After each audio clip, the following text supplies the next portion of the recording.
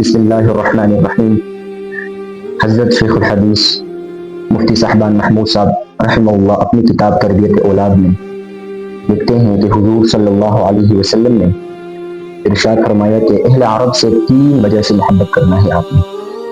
کتنی وجہ سے؟ 3 وجہ سے۔ پہلی وجہ یہ ہے کہ حضور صلی اللہ علیہ وسلم نے ارشاد فرمایا کہ میں عربی ہوں، اس وجہ سے آپ نے اہل عرب سے محبت کرنا ہے۔ دوسری وجہ یہ کہ حضور صلی اللہ علیہ وسلم نے ارشاد فرمایا کہ قرآن عربی زبان میں ہے۔ تیسری وجہ اہل جنت یعنی جنت کی زبان عربی ہے۔ ان 3 وجہ سے، ان 3 وجوہات کی وجہ سے آپ نے اہل عرب سے محبت کرنا ہے۔ یہ ہو گئی بات الگ۔ اب دوسری بات یہاں سے یہ شروع ہوتی ہے کہ نبی کریم صلی اللہ علیہ وسلم پر قرآن نازل ہوا، ان کے 3 مقاصد ہیں۔ کتنے مقاصد ہیں؟ 3 مقاصد ہیں، یعنی تینوں مقاصد الگ الگ ہیں۔ اگر کوئی تینوں مقاصد حاصل کر لیتا ہے تو کیا ہی بات ہوگی، بہتر ہوگا اس کے لیے، سبحان اللہ، 4 چاند لگا دے گا۔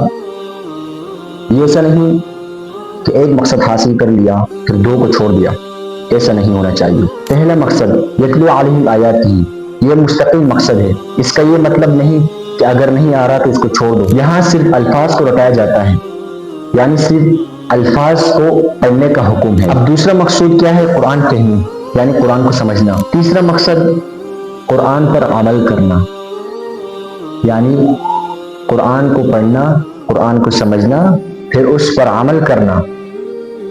یہ 3 مقاصد ہر مومن کو چاہیے کہ اس پر عمل کرے، کیونکہ قرآن کا مقصد یہی ہے